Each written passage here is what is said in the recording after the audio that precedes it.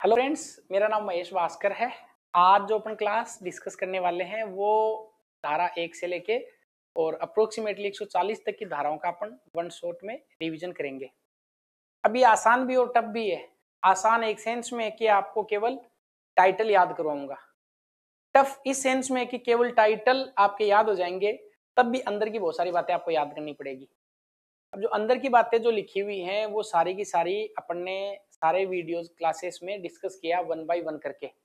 इसका लिंक आपको नीचे डिस्क्रिप्शन में उन प्लेलिस्ट का मिल जाएगा, उस पे जाके आप डिटेल से अगर आपको पढ़ना है तो वहां पे पढ़ सकते हैं क्लासेस का।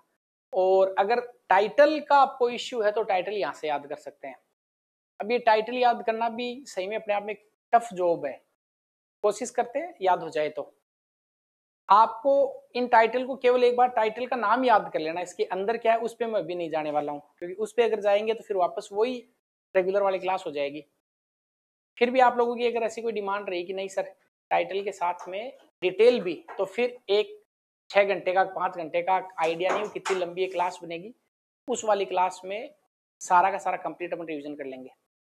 कई दिनों से क्लासेस का नहीं हो रहा था शेड्यूल, तो अभी आपको क्लास मिल जाएगी। तो सबसे पहले अपन बात कर लेते हैं धारा नंबर 3 से। धारा 1 का आपको पता है कि नगर पालिका से संबंधित है कि इस एक्ट का क्या नाम होगा, कहाँ पे प्रसार होगा, कब से लागू होगा। और धारा 2 है उसमें बेसिकली अपन ने परिभाषाओं के बारे में बात करी थी। ये दोनों धाराएं तो आपके याद है और जो कि सिलेबस में भी आपके नहीं लिखा हुआ ये अध्याय। अभी जो अपन बात करना चाह रहे हैं वो करेंगे अध्याय नंबर 3 से। अपन अध्याय 3 से, जबकि आप अध्याय 2 से अपन कर सकते हैं इसको, अध्याय नंबर 2 से।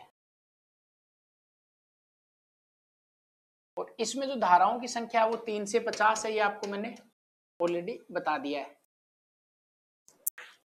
जो अपन जो धारा नंबर 3 डिस्कस करेंगे उसमें है कि नगर पालिका का परिसीमन कैसे होता है। ये धारा संख्या 3 है, नगर पालिका का परिसीमन। नगर पालिका परिसीमन।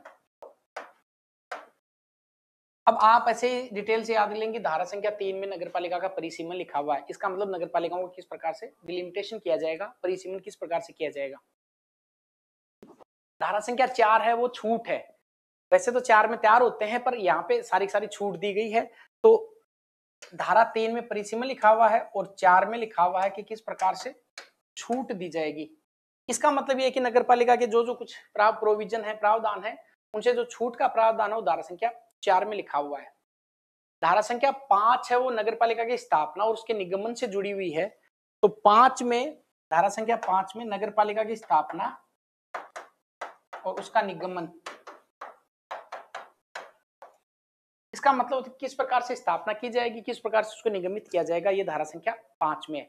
6 में फिर आपको छक्का लगाना और यहाँ पे संरचना लिखी गई है। तो धारा संख्या 6 में संरचना के बारे में बात की गई है, स्ट्रक्चर, तो संरचना। यहाँ पे आपको दोनों तीनों बातें मैंने बताई थी किस प्रकार से नगर पालिका की संरचना स्ट्रक्चर बनाया जाएगा। धारा संख्या 7 फिर पदावधि से संबंधित है, जो आपको ऑलरेडी मैंने बता दिया। धारा संख्या 7 किससे संबंधित है, पदावधि से संबंधित। पदावधि,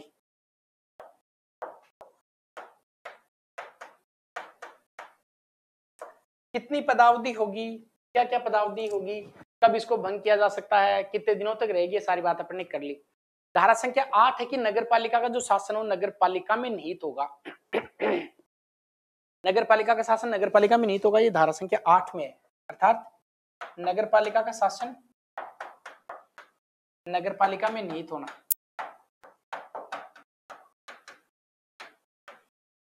ठीक है, तो वापस से देख लेते हैं। 3 में परिसीमन, इसका मतलब नगर पालिकाओं की शुरुआत 1 2 3, यहाँ पे अगर कोई रेस करते हैं तो शुरुआत 1 2 3 से होती है। 3 करते ही परिसीमन के लिए सारे भाग जाएंगे, नगर पालिकाओं का परिसीमन कर देंगे। 4 में यहाँ पे लिखा हुआ 4 का मतलब 4 होता है, 4 का मतलब तैयार भी होता है, पर यहाँ पे है कि नगर पालिका को कुछ छूट मिली हुई है 4 में, इसका मतलब कि कुछ अधिनियम के प्रावधान से छूट मिल जाएगी। 5 में स्थापना की जाएगी और उसका निगमन किया जाएगा। 6 में संरचना लिखी गई है। 7 में पदावधि चलती है। 7 में क्या चलती है, पदावधि। तो 7 में पदावधि के बारे में है। 8 में लिखा हुआ कि नगर पालिका का शासन नगर पालिका में निहित होना है। इसका मतलब नगर पालिका के खुद के ही ठाठ हैं, ठाठ का मतलब खुद के मजे हैं, उसका शासन उसी में निहित है। तो नगर पालिका का शासन नगर पालिका में निहित होना, ये इसके ठाठ हैं। ये ठाठ लिखे हुए हैं 8 में। तो आपको क्वेश्चन पूछे कि 8 का संबंध किससे है, तो कहना ठाठ है, मतलब नगर पालिका के शासन का ठाठ है। अब बात करते हैं नो की। नो का मतलब ऐसे याद कर लेंगे आप, नो, नो ऐसे और नो ऐसे। इसका मतलब आपको कोई ये बोले कि आपको वार्डों में बांट दें क्या, आप कहेंगे हमें वार्डों में नहीं बांटना है। इसका मतलब ये वार्ड जो विभाजन है, नो में वार्डों का विभाजन, वार्ड विभाजन, ये नो में लिखा गया है। किस प्रकार से वार्ड बनेंगे, नो नो करके आप कहेंगे कि हमें वार्डों में मत बांटिए। फिर 10 में है कि वार्ड का अवधारण कैसे किया जाएगा, तो 10 में लिखा हुआ है वार्ड अवधारण, वार्ड अवधारण। अब याद रखना कि 9 और 10 दोनों वार्डों से है, 9 याद हो जाएगी तो 10 याद हो जाएगी। मतलब 9 में ये लिखा हुआ है कि किस प्रकार से आपके वार्ड डिवाइड किया जाएंगे, तो 9 में कहेंगे कि वार्ड नहीं बनाएंगे। 9 10 दोनों वार्डों से जुड़ी हुई है।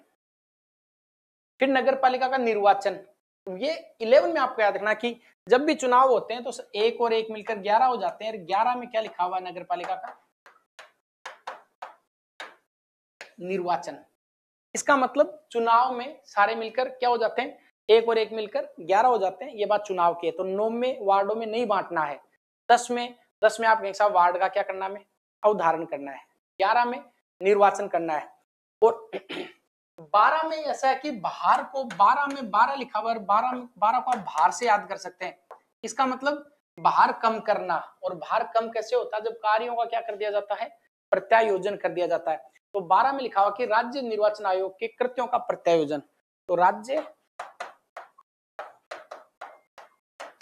निर्वाचन आयोग के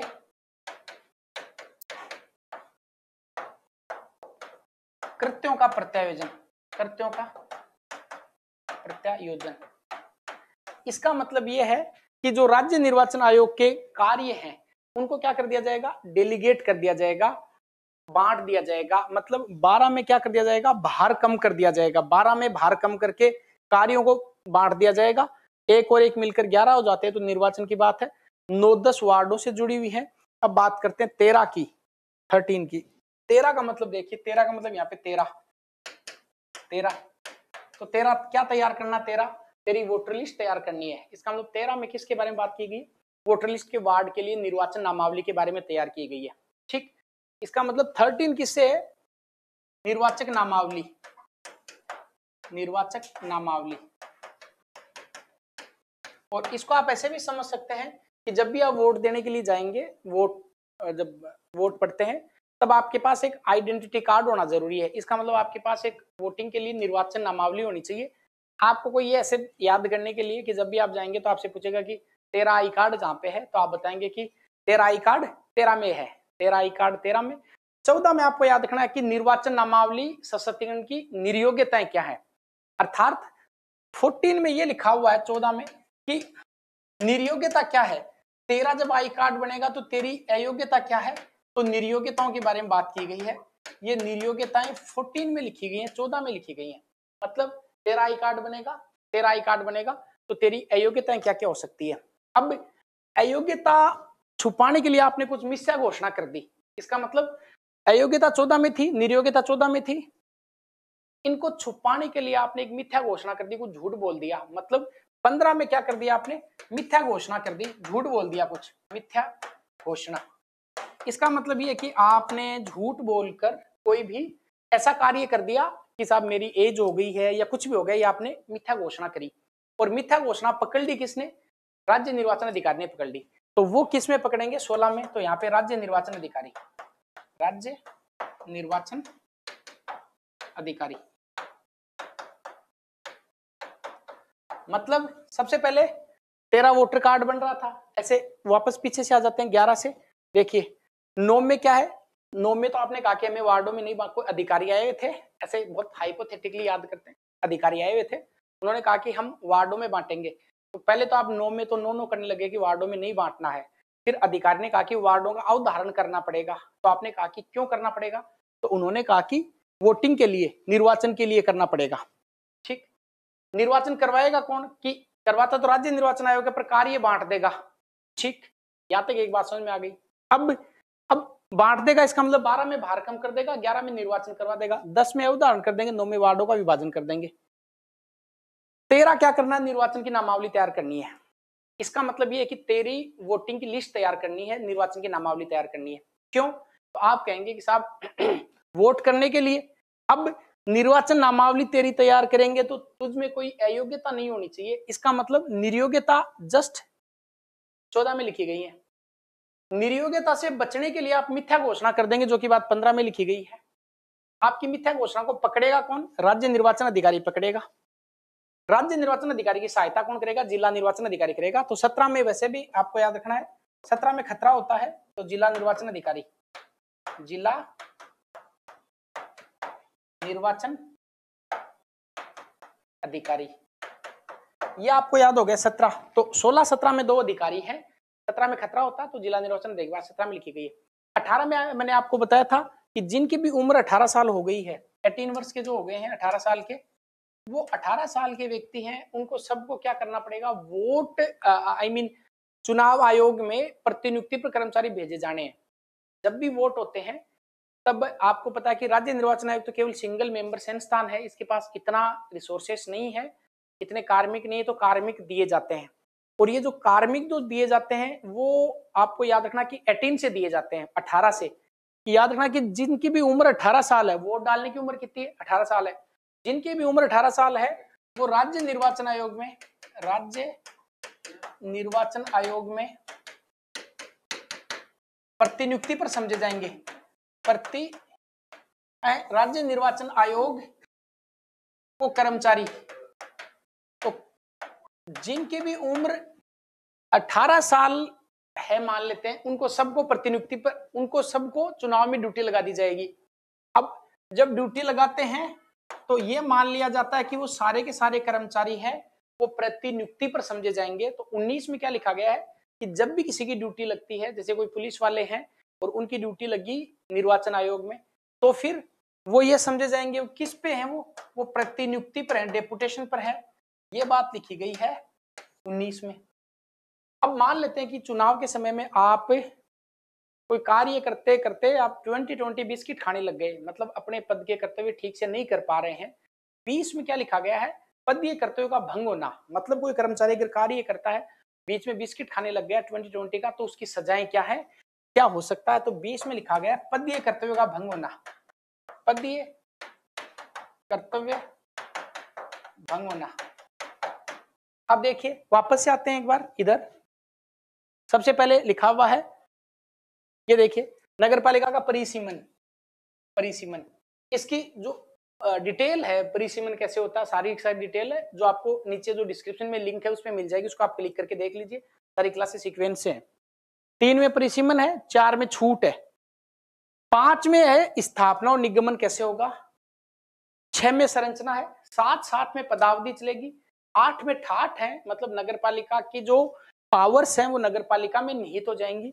9 में आया तो कहा कि हमें किस में मत बांटिए, आप वार्डों में मत बांटिए। 10 में कहा कि वार्ड का उदाहरण करना पड़ेगा, एक और एक मिलकर 11 होते हैं, मतलब निर्वाचन होता है।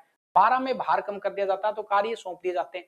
13 में क्या किया जाएगा? तेरी निर्वाचन सूची तैयार की जाएगी। निर्वाचन लिस्ट जब तैयार की जाती है तो देखते हैं कि कोई अयोग्यता या योग्यता है या नहीं है। तो 14 में आपकी निर्योग्यताएं लिखी गई है। निर्योग्यता छुपाने के लिए आप 15 के साथ मिथ्या घोषणा कर सकते हैं। अगर आपने मिथ्या घोषणा करी है तो फिर मिथ्या घोषणा पकड़ने के लिए 2 अधिकारी आएंगे, जो राज्य निर्वाचन आयोग निर्वाचन अधिकारी 16 में और जिला निर्वाचन अधिकारी 17 में लिखे गए। 18 वर्ष जिनकी उम्र हो गई है वो सबको कार्य करना पड़ेगा, किसमें? चुनाव आयोग में कार्य करना पड़ेगा। और वो जब चुनाव आयोग में जाते हैं तो 19 के तहत उनको प्रतिनियुक्ति पर समझ लिया जाता है कि साहब डेपुटेशन पे लगे हुए हैं। 20 में कि डेपुटेशन पे अगर कोई कार्य कर रहे हैं तो फिर पदीय कर्तव्य, मतलब 20-20 बिस्किट अगर वो खाने लग गए तो आपको ध्यान रखना है कि उनके लिए कुछ दंड के प्रावधान किए गए हैं। अब बात करना है 21 की। 21 में लिखा सदस्य के लिए अहिर्त व्यक्ति की सदस्य बनने के लिए योग्यता क्या है? योग्यता, ऐसे याद रखेंगे। तो अभी याद करते हैं अपन अगली बात 21।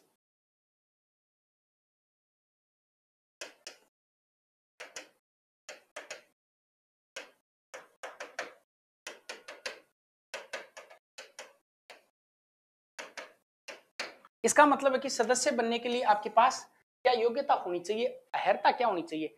तो ऐसे याद कर लेंगे कि 2 से ज्यादा अगर एक भी बच्चा हुआ तो आप अयोग्य हो जाएंगे। इसका मतलब 2 और 1 में क्या लिखा हुआ है, एक सदस्य बनने के लिए क्या योग्यता होनी चाहिए।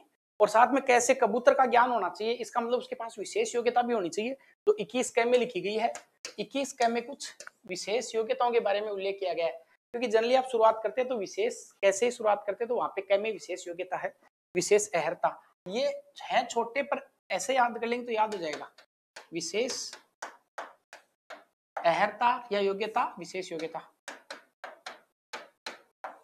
समझ गए। तो 21 में क्या लिखा गया, योग्यता से बात लिखी गई है।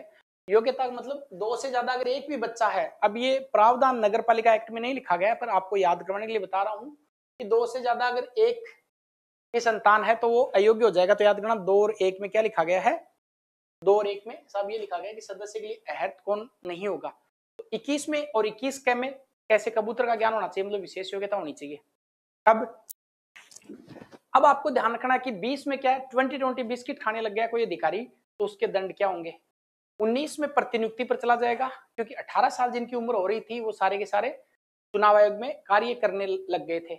17 में आपको बताया कि 16-17 में 2 अधिकारियों का उल्लेख किया गया। 17 में जिले का अधिकारी पास रहता तो ज्यादा खतरा, तो जिला निर्वाचन अधिकारी 17 में, 16 में राज्य निर्वाचन अधिकारी के बारे में बात की गई है।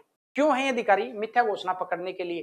कोई मिथ्या घोषणा क्यों करेगा, क्योंकि उसको निर्वाचन सूची में नाम जुड़वाना है कि अहर्ता है या नहीं है। 14 में निर्वाचन सूची कहाँ पे, 13 में, 12 में राज्य निर्वाचन आयोग के कार्यों को सौंप देंगे, भार को कम कर देंगे। तो 12 में भार कम कर दिया, 13 में निर्वाचन सूची तैयार कर दी, 14 में अहर्ता के बारे में बात है, 15 में मिथ्या घोषणा के बारे में बात है, 16 में राज्य निर्वाचन अधिकारी की बात में, 17 जिला निर्वाचन अधिकारी के बारे में, 18 चुनाव आयोग में कार्य, 19 में प्रतिनियुक्ति पर समझे जाएंगे चुनाव आयोग में, 20 में पदीय कर्तव्य को भंग नहीं कर दें, 20 बिस्किट नहीं खाने लग जाएं। 21 में आपको पता है कि 21 में आपको पता है 21 में आपको ध्यान रखना है, आप ले लीजिए 21 में आपको ध्यान ये रखना है, 21 में आपको ये ध्यान रखना है कि कुछ विशेष योग्यता आपको ध्यान रख 21 में आपको ध्यान रखना कि योग्यताएं क्या होंगी। 21 में आपको ध्यान रखना कि विशेष योग्यता मतलब आपको कैसे कबूतर का ज्ञान पक्का ही होना चाहिए, इसलिए आप विशेष योग्यता कर लेंगे। तो 2 और 1, 2 से ज्यादा अगर किसी के बच्चे हैं वो चुनाव नहीं लड़ सकता, ये बात 21 में लिखी गई है। ठीक, अब बात करते हैं 22 की, 22 की। 22 में देखो 2 आ रहा है, 2 इसका मतलब 2 या 2 से ज्यादा 2 स्थानों से चुनाव नहीं लड़ेंगे। तो 2 स्थानों से चुनाव लड़ने पर प्रतिबंध है। तो 2 से अधिक स्थानों पर चुनाव प्रतिबंध, ठीक। इसके बाद बात करते हैं 23 की, 23 को आपको याद रखना है कि साहब कोई भी अगर चुनाव हो रहे हैं तो वहां पे आप ध्वनि विस्तारक नहीं यूज करेंगे। अब कैसे याद करेंगे, थोड़ा सा देख लीजिए कि आपको 2-3 बैंड बाजे नहीं बजाने हैं, ये बड़ा स्टूपिड है, पर अब क्या कर सकते हैं कि वहां पे बैंड बाजे नहीं बजाने हैं, 2-3 बैंड बाजे। तो 2-3 में बैंड बाजे का उल्लेख किया गया है कि 2-3 बैंड बाजे बजाएंगे, ध्वनि विस्तार की यूज करेंगे, तो फिर आप उल्लंघन कर रहे हैं। तो 2-3 में ध्वनि विस्तारकों की बात है, ध्वनि विस्तारक,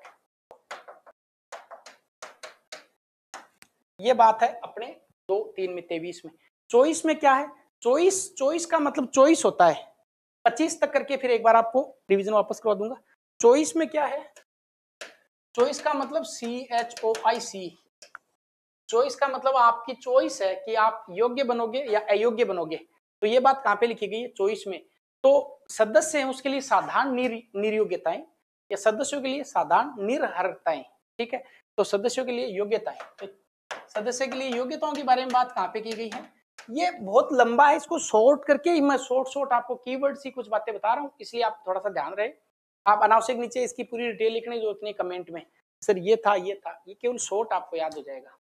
25 में है, ज्यादा माथापच्ची नहीं होती है। 25 में मतदान का अधिकार है, तो चुनाव वैसे भी क्या ही होता है, 25 में मतदान का अधिकार है, मतदान का अधिकार,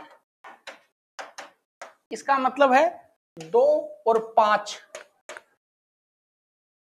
अभी वैसे तो किसी पार्टी का सपोर्ट हो जाएगा, मैं वो कभी नहीं चाहता हूं कि आप इस प्रकार पार्टी का सपोर्ट अपन करें, पर देखिए 2 का मतलब 2 और 5 मतलब अब पंजे पे वोट दे दो या अब कमल के फूल पे देना, पंजे पे देना हो तो आपका लुकआउट है।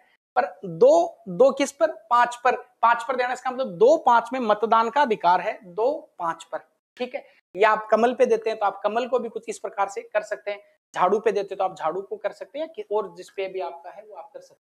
पर 2-5 का मतलब क्या है, मतदान का क्या दिया गया है, 2-5, 2-5 मतलब आपका क्या है, मतदान का अधिकार है। चॉइस क्या है, चॉइस आपकी है योग्य और अयोग्य होने की। थोड़ा सा पानी पीना है, पानी। तो आपको ध्यान रखेंगे, चॉइस में योग्यता या निर्योग्यता और 25 में मतदान का अधिकार। अब आपको एक बार थोड़ा सा रिकॉल करना दिमाग में, तब तक मैं पानी पीऊंगा 5-5 मिनट, थोड़ा सा आपको ऐसे रिलैक्स होके बताऊंगा मैं चीजें। 25 में मतदान का अधिकार है, 25 में चॉइस में आपकी चॉइस क्या है, चाहे तो आप योग्य बनाओ अयोग्य बनाओ, तो आपको ध्यान रखना कि चॉइस में कोई योग्यता अयोग्यता की बात है। 23 में 2-3 आ रहा तो 2-3 बैंड बाजे नहीं बजाने हैं।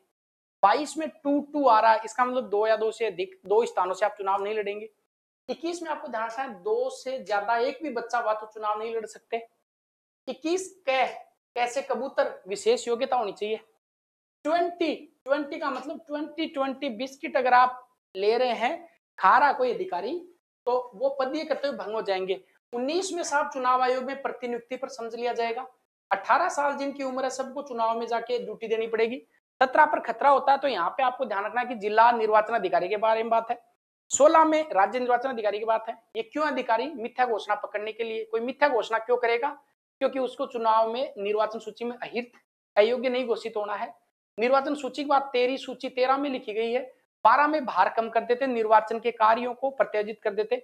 11 में 1 और 1 मिलकर 11 होते हैं। इसका मतलब होता है कि जो निर्वाचन है, निर्वाचन उसकी बात 11 में लिखी गई।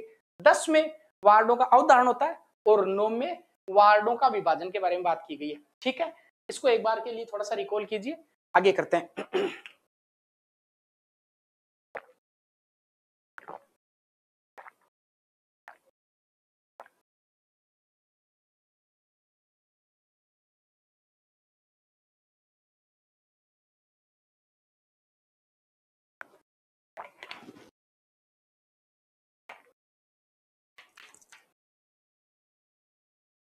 तो 25 तक हो गया, 25 तो शायद ही भूलेंगे आप कभी भी। किस पे देना आपको, 2, 5, 25 और 25 में आप क्या देखना, निर्वाचन। अब वोट तो देना है, पर ये बात वोट से 26 भी जुड़ा हुआ है। इसका मतलब आप कहेंगे, मुझे पूछेंगे कि सर आपने कहा कि 2 पंजे पर वोट दो, पर देना किस तरीके से है, वोटिंग मशीन से दें या ठप्पे से दें। मैं कहूं भाई ये बात 26 में है कि आप तो 2 छक्के लगाओ, जहां लगाने वहां लगाओ। इसका मतलब निर्वाचन में मत देने की रीति क्या है, किस प्रकार से मत दिया जाएगा। तो निर्वाचन में मत की रीति है, ये मतदान का अधिकार है, आपका अधिकार है। पूरा हाथ से आप दबा के आए जाके, और ये है मत की रीति। मत की रीति किस प्रकार से मत दिया जाएगा, ये मत की रीति जो किसमें लिखी गई है, 26 में लिखी गई है। इसके बाद आपको ध्यान रखना कि मान लेते हैं कि आपने वोट दे भी दिए, पंजे पे दिया, किस पे दिए, और तरीके से भी दे दिए, पर अब आपको ऐसा हो सकता है किसी एमएलए साहब की डेथ हो गई या उन्होंने त्यागपत्र दे दिया, कुछ भी हो गया, अब आपको वापस सता देंगे बीच में, तो आपको वापस सताया जाएगा। ये बात 27 में लिखी गई है। इसका मतलब ये है 27 में है कि अगर कोई रिक्ति हो गई बीच में, कोई पद खाली हो गया, तो वो पद आपसे वापस भरवाएंगे, वोट देने जाना पड़ेगा। तो आकस्मिक रिक्ति किस प्रकार भरी जाएंगी, अगर बीच में कोई पद खाली हो गया तो 27 के तहत उसको वापस भरना पड़ेगा। इसका मतलब कोई कैजुअलिटीज हो गई तो 27 के तहत वो पद आपको वापस फिल करना पड़ेगा, वापस भरना पड़ेगा। 28 में जनरली मारवाड़ी में बोलते हैं कोई चीज, कोई वस्तु, कोई चीज, कोई तलवार, बंदूक 28 पड़ी है, मतलब सेफ पड़ी है, किसी अच्छी जगह रखी गई है, तो उससे आप क्या कर देंगे, 28 पड़ी हुई चीज से आप अपराध कर देंगे। मतलब जैसे आप बंदूक रखते हैं, तलवार रखते हैं, भाला रखते हैं, कुछ भी रखते हैं, बेलन रखते हैं, वो आप कहाँ पे रख रहे हैं, 28 रख रहे हैं, मतलब उसको संभाल के अच्छी जगह रख रहे हैं, वो चीज 28 में है। 28 का मतलब ये निर्वाचन का अपराध है। मतलब आप कोई भी जो क्राइम करेंगे वो 28 में है। निर्वाचन अपराध क्या क्या है, मारवाड़ी जो लोग जानते हैं वो अच्छे समझते हैं। 28 वस्तु रखना मतलब होता है एक जगह चीज रखना, और इससे आप अपराध कर देंगे, 28 में लिखी गई बात है।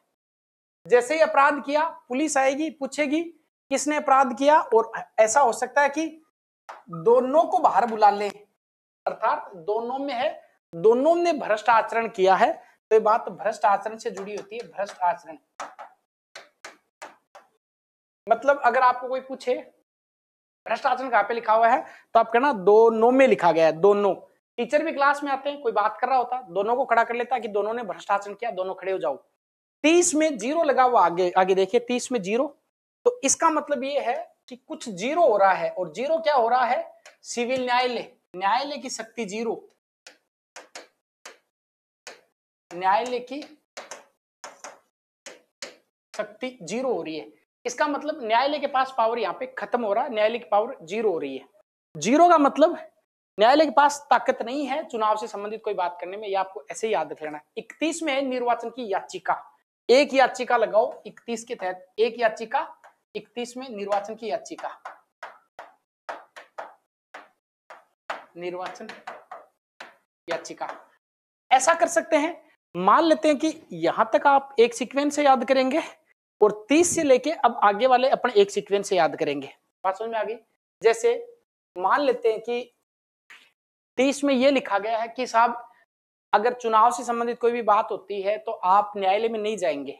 न्यायालय की अधिकारिता के बारे में बात की गई है कि न्यायालय की अधिकारिता को यहाँ पे जीरो कर दिया गया है। मतलब चुनाव की प्रक्रिया को लेकर अगर चुनाव में कुछ गड़बड़ी हुई है तो आप न्यायालय में जा सकते हैं, पर चुनाव से पूर्व कोई भी तैयारी है, जो मैंने क्लास में आपको बहुत डिटेल से बताया, चुनाव से पहले की कोई तैयारी है उसको लेकर आप कोर्ट में याचिका नहीं लगा सकते। अब कोर्ट में याचिका लगाई तो 31 के तहत एक बड़ी सी याचिका लगा दी, 31 में याचिका। कैसे याद करेंगे? देखिए आपको दिमाग में कि यार 20 से लेके 30 तक, 20 से 30 तक कोई दिक्कत नहीं आ रही, 30 से न्यायालय शुरू होता है, न्यायालय कोर्ट शुरू होता है 30 से, याद रखेंगे। ठीक, इसका मतलब जीरो, सबसे पहले कोर्ट को जीरो कर दिया, फिर कोर्ट में याचिका लगा दी 31 से। इसके बाद मान लेते हैं कि आप कोर्ट से खुश नहीं हुए तो दूसरे कोर्ट में जा सकते हैं जो 32 में जाएंगे। अब मान लेते हैं कि कोर्ट में गए और कोर्ट ने सभी याचिकाओं को क्या कर दिया, जितने भी लोग थे चुनाव में खड़े थे उनमें से बहुत सारे लोगों का चुनाव ही रद्द कर दिया। ये बात 33 में है। वापस रिपीट करते हैं, 30 में लिखा गया कि न्यायालय की शक्ति, 31 में लिखा गया कि निर्वाचन की याचिका, एक बड़ी सी याचिका लगाएंगे, 30 में 3-0 में न्यायालय आएगा नहीं, 31 में निर्वाचन की याचिका हो जाएगी। फिर बात करते साहब 32 में 2 आ रहा तो मतलब दूसरे कोर्ट में जा सकते हैं, तो जिला न्यायालय की अपील, जिला न्यायालय की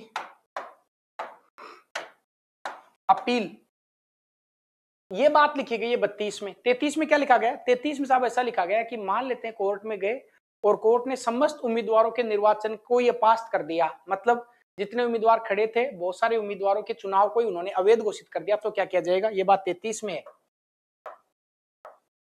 33 में निर्वाचन अपास्त,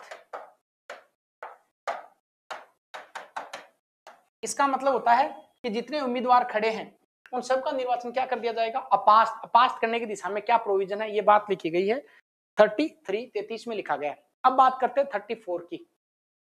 इसका मतलब है अब बार बार अब कोर्ट में नहीं जाएंगे, ये बात लिख दी साहब कोर्ट ने कह दिया कि हमने निर्वाचन को पास कर दिया है, तो 34 में कि जो कोर्ट ने कह दिया वो अंतिम होगा, कोर्ट की विनिश्चितता है, तो कोर्ट में आदेशों की विनिश्चय, आदेश विनिश्चय, विनिश्चय मतलब 34। ये जरूर भूलेंगे, मुझे पता आप सीक्वेंस में 33 याद करते 34 भूल जाएंगे, तो याद रखना कि अब 3-4 कोर्ट, 2 कोर्ट में चले गए, 32 में लिखा हुआ कि दूसरे कोर्ट में जाएंगे, 33 में लिखा कि चुनाव रद्द कर दिया, अब तीसरे कोर्ट में नहीं जाएंगे ना चौथे कोर्ट में जाएंगे, ये आपको याद रखना, तीसरे चौथे कोर्ट में नहीं जाना है, केवल 3-2 दूसरे कोर्ट तक जाना है। ये बात 32 में। 33 में सबका निर्वाचन अपास्त। 34 का मतलब तीसरे चौथे कोर्ट में आप नहीं जाएंगे, मतलब आदेश है वो, अगर जिला न्यायालय ने आदेश दिया तो जिला न्यायालय, और हाई कोर्ट का आदेश है तो हाई कोर्ट, ये आदेश अंतिम माना जाएगा। इसके बाद 35 में एक ही ज्यादा 3-5 नहीं करनी है, निर्हर्ताओं के बारे में है कि निर्हर्ताएं अयोग्यताओं के बारे में, तो ज्यादा 3-5 नहीं करनी है। आप अयोग्य हैं तो अयोग्यताएं, निर्हर्ताएं, अयोग्यताएं, अयोग्यताएं, तो 3-5 करने की जरूरत नहीं, निर्हर्ताएं हैं वो निर्हर्ताएं यहाँ पे इम्प्लीकेबल कर दी गई है। 36 में क्या लिखा गया? 36 में साहब लिखा गया कि 36 के आंकड़े को कम करना है, मतलब अगर किसी को अपास्त कर दिया है, निर्हर्ता है किसी की, तो उसको कम कर देंगे, तो 36 का आंकड़ा थोड़ा घटा देंगे, तो निर्हर्ताओं या अयोग्यताओं को कम करना, अयोग्यताओं को कम करना। इसका मतलब यह है कि आप पे कोई अयोग्यता सौंपी गई, थोपी गई, अब उसको क्या कर देंगे, कम कर देंगे। तो वापस से देखिए, आपको ये दिक्कत आएगी 30 वाले से लेके 30 में 3 जीरो हो रहा। देखिए 3 जीरो का मतलब ये होता है कि अगर चुनाव से पहले की कोई तैयारी है तो आप कोर्ट में नहीं जाएंगे। 31 में क्या है, याचिका एक कोर्ट में चले जाएंगे। देखिए मैं याद करता हूँ 30 में क्या है, इसको समझे। 30 में यहाँ पे जीरो है, मतलब एक तो था चुनाव के पहले का कार्य, चुनाव के पूर्व का कार्य कि चुनाव का संचालन कैसे करना है, कब चुनाव की घोषणा करनी है, एक तो ये कार्य, इसको लेकर आप कोर्ट में नहीं जाएंगे साहब मेरे तो भतीजे की शादी है और इतनी तारीख के वोट मत करवाओ, नहीं। ये चुनाव की प्रक्रिया है, इसमें आप सुप्रीम कोर्ट, हाई कोर्ट कहीं भी नहीं जा सकते। पर वोट होने के बाद आपको लगा कि इस चुनाव में तो धांधली या गड़बड़ी हुई है, तो उस टाइम में आप कहां पे जा सकते हैं, कोर्ट में जा सकते हैं। तो ये बात लिखी गई कि आप एक कोर्ट में जाएंगे 31 से पहले कोर्ट में, तो तीसरी सारी धाराएं 30 से लेकर सारी कोर्ट से जुड़ी हुई हैं। 32 में जाएंगे आप दूसरे कोर्ट में।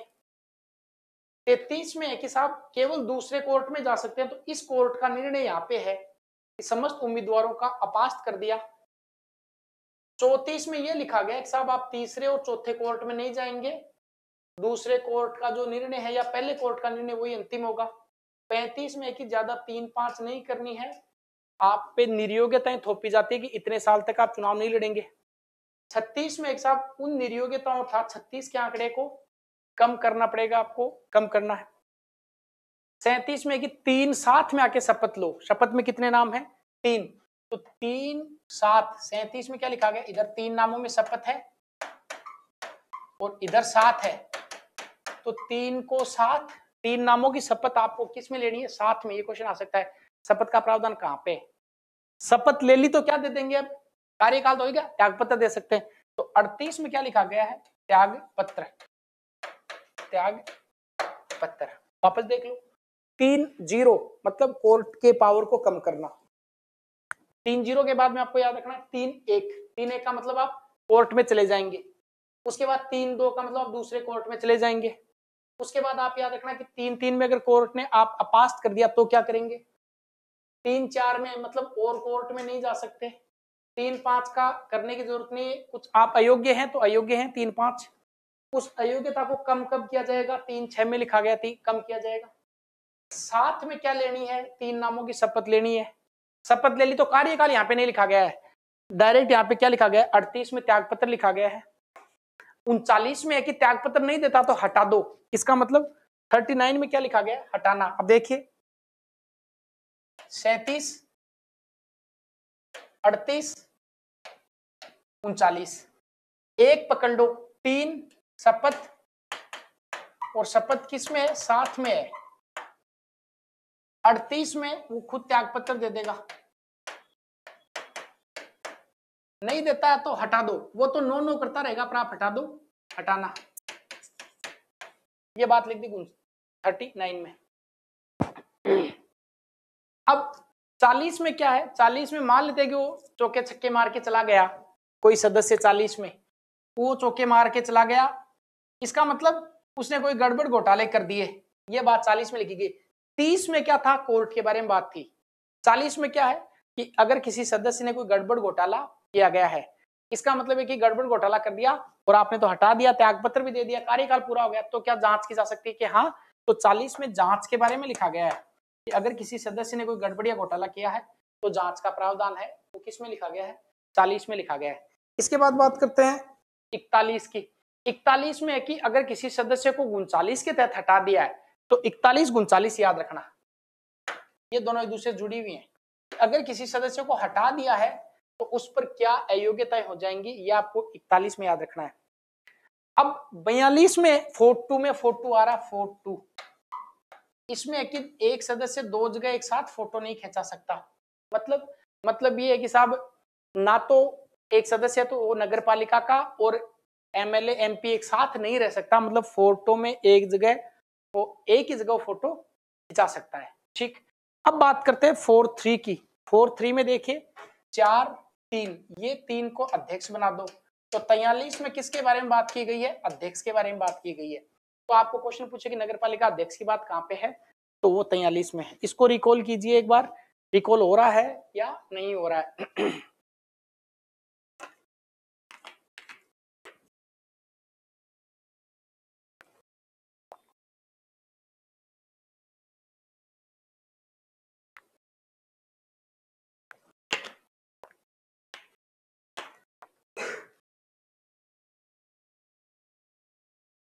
3 7 में, 3 लोग साथ में 3 नाम की शपथ लेंगे। 3 8 में हटा देंगे शपथ लेने के बाद में। 3 9 में सॉरी त्यागपत्र दे देंगे। 3 9 में हटा देंगे।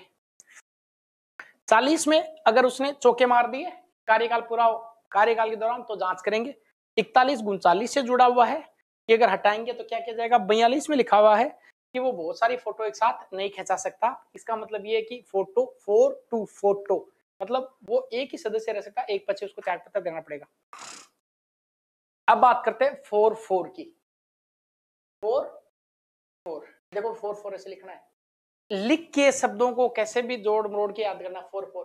इसका मतलब यहाँ पे कुछ बराबर की बात आ रही है। बराबर की बात ये कहती है कि जो नगरपालिका का अध्यक्ष और उपाध्यक्ष है उसकी विधिमान्यता, मतलब नगरपालिका यहाँ पे ऐसे देखो, ये हो गया अध्यक्ष, इसके नीचे हो गया उपाध्यक्ष, इसके चुनाव की विधिमान्यता। नगरपालिका अध्यक्ष उपाध्यक्ष के चुनाव की विधिमान्यता, ये बात हो गई 4 4। ये 4 4 लिखा गया है, ठीक। इसके बाद आप कहते हैं 4 5 4 5 आपसे जुड़ा हुआ है। 4 5 मतलब मुख्य नगरपालिका के कार्य। ये तो आपको 4 5 याद करना ही करना है। पहले 1 2 3 से रेस जीतिए एग्जाम की, फिर 4 और 5 कीजिए वहां जाके। तो 1 2 3 जो भी रेस चल रहा है ईओ का वो जीतिए, फिर वहां जाके 4 5 कीजिए। तो यहाँ पे लिखा गया है मुख्य नगर पालिका के कार्य, ये लिखा गया 4 5 में। फिर क्या 4 5 पे रुक जाना है क्या? नहीं, 4 6 तक जाना आपको। तो 4 6 में अन्य नगर पालिका कार्य, अन्य नगर पालिका कार्य कुछ रिकॉल हो रहा है। 40 में क्या है 4 0, 40 याद करना। 4 1 1 में क्या लिखा हुआ है 4 2, कितनी जगह फोटो खिंचा सकता है। 4 3 अध्यक्ष के बारे में लिखा गया। 4 4 अध्यक्ष उपाध्यक्ष के बारे में लिखा गया। 4 5 आपसे जुड़ा हुआ है। 4 6 आपसे जुड़ा हुआ है। 4 7 47 है सरकार द्वारा संबंधित कार्य। आप तो 4 6 तक जाएंगे नगर पालिका में लगने के बाद में, चाहे तो राज्य सरकार आपको कुछ अन्य कार्य दे सकता है। ये बात 47 में है। तो राज्य सरकार द्वारा, राज्य सरकार आपके साथ है, साथ में आपको अन्य कार्य दे सकता है। तो राज्य सरकार अन्य कार्य आपको सौंप सकते हैं, अन्य कार्य आपको दे सकती है राज्य सरकार। ये बात समझ में आ गई। अगली बात अगली बार 4 8 4 8 आपसे जस्ट डबल काम कौन करेगा? नगर पालिका के उपाध्यक्ष अध्यक्ष और उपाध्यक्ष के कार्य है। मतलब 4 8 में क्या है 4 8 आप 4 करेंगे, नगर पालिका का अध्यक्ष उपाध्यक्ष 8 करेगा। तो यहाँ पे नगर पालिका अध्यक्ष और उपाध्यक्ष के कार्य है, उपाध्यक्ष कार्य।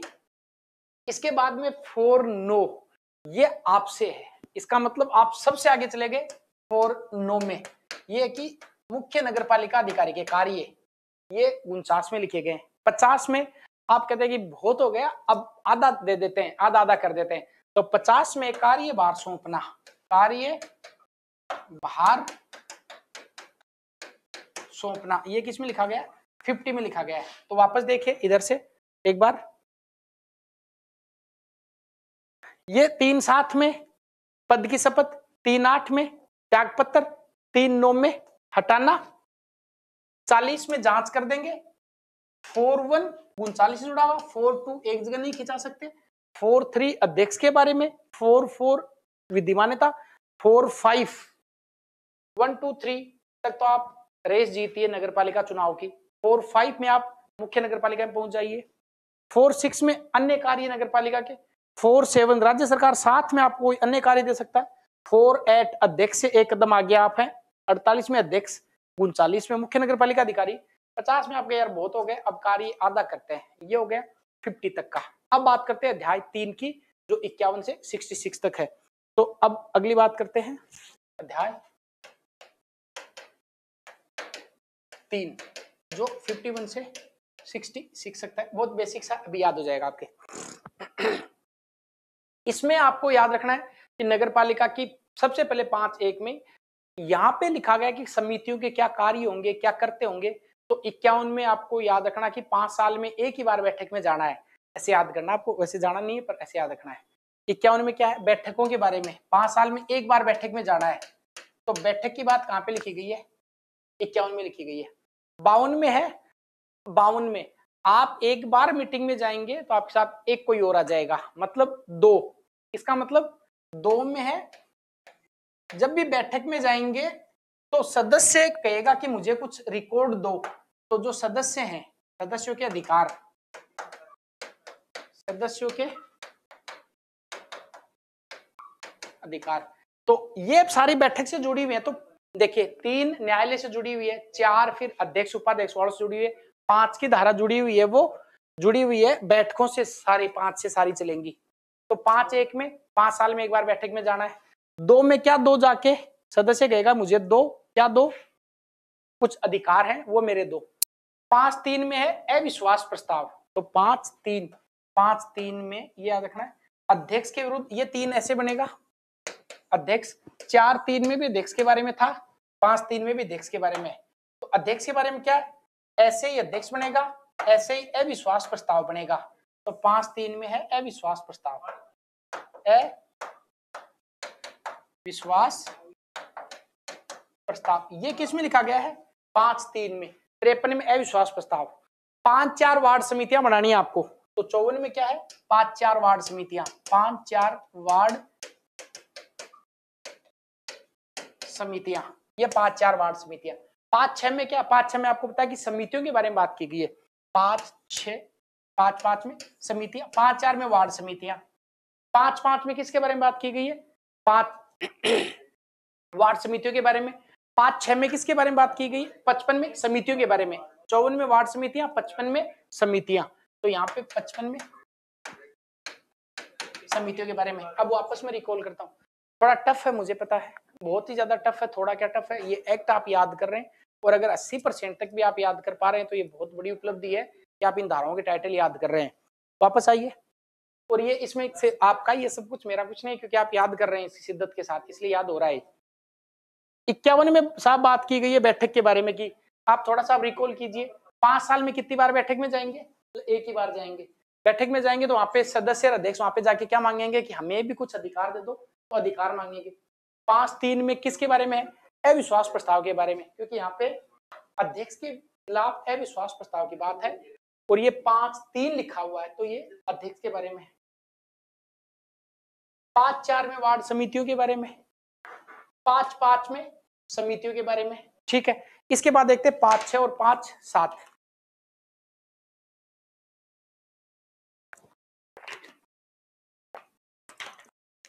इसके बारे में अपन देखते हैं 5-6, 5-7, 5-8।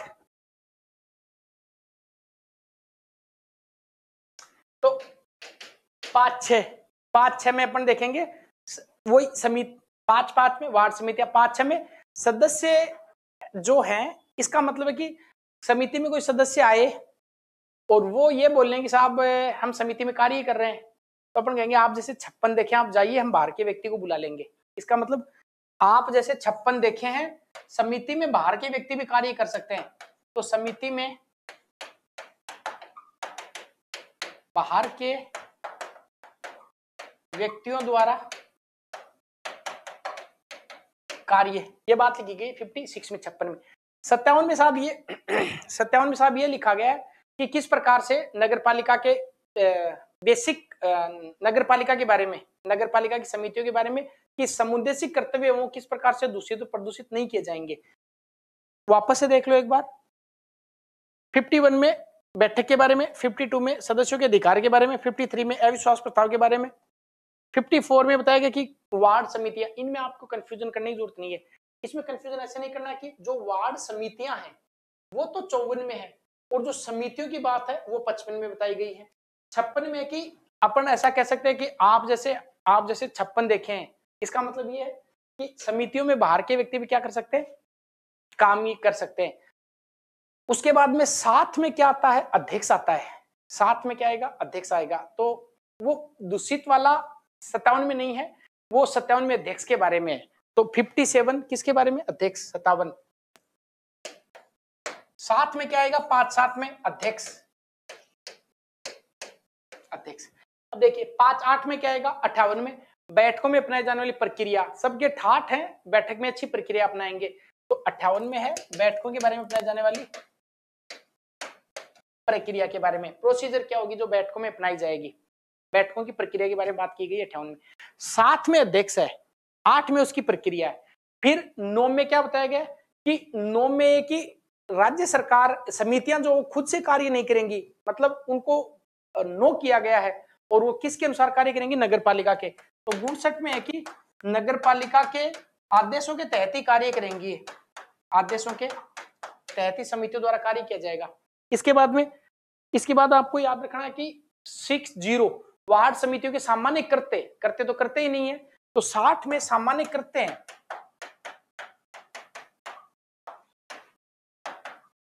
वार्ड समितियों के सामान्य कृत्य, इसका मतलब वार्ड समितियां क्या क्या सामान्य कार्य कर सकती हैं। 61 में कि क्या कार्य किसी को दिए जा सकते हैं क्या, ये हो सकता है कि लंबी क्लास होगी इसलिए थोड़ा सा याद करने में दिक्कत आ रही हो, पर अभी अपन 66 तक 5 और कर लेते हैं। उसके बाद में नेक्स्ट वाली क्लास होगी वो 67 से लगा के जहां तक आपको करवा दी वहां तक कंप्लीट करवा देंगे, क्योंकि बीच में सारी धाराएं बहुत सारी छुट्टी हुई भी हैं। 60 में कि सामान्य कृत्य किस प्रकार से जनरल कार्य किए जाएंगे, बात 60 में लिखी गई है। 61 में कि शक्तियां कृत्यों को किस प्रकार से प्रत्यायोजन किया जा सकता है, किस प्रकार सौंपे जा सकते हैं। तो 61 में कृत्यों का प्रत्यायोजन, देखिए प्रत्यायोजन बात आई थी 12 में भी, याद आ रहा है, तो मतलब 12 में भार कम करना है, इसका मतलब 12 में भार कम करना, वो कार्य को सौंपना है, और वो क्यों बात प्रत्यायोजन की बात आ गई 61 में। इसके बाद बात आ गई 62 में। 62 में है कि अगर समिति से संबंधित कोई व्यक्ति कार्य कर रहा है, समिति का कार्य कर रहा है, और उसने कोई गलत काम कर दिया तो कार्य दूषित नहीं समझा जाएगा। अर्थात समिति में कोई व्यक्ति अगर कोई कार्य कर देता है, गलत कार्य कर देता, तो वो इसलिए गलत नहीं समझा जाएगा कि उसने कार्य कर दिया गलत। ठीक, इसके बाद में 63 में खर्चों के बारे में है, नगर पालिका के व्यय के बारे में। तो 63 खर्चे के बारे में बात करता है। 64 देखिए 64 की जो धारा है, इसका मतलब आपको एक साथ छक्के और चौके नहीं लगाने, मतलब ये है कि नगर पालिका के जो भी अधिकारी हैं वो छक्के चौके एक साथ नहीं लगाएंगे, मतलब कोई संविदा में हित नहीं रखेंगे। तो ये संविदा में हित नहीं रखना, संविदा में हित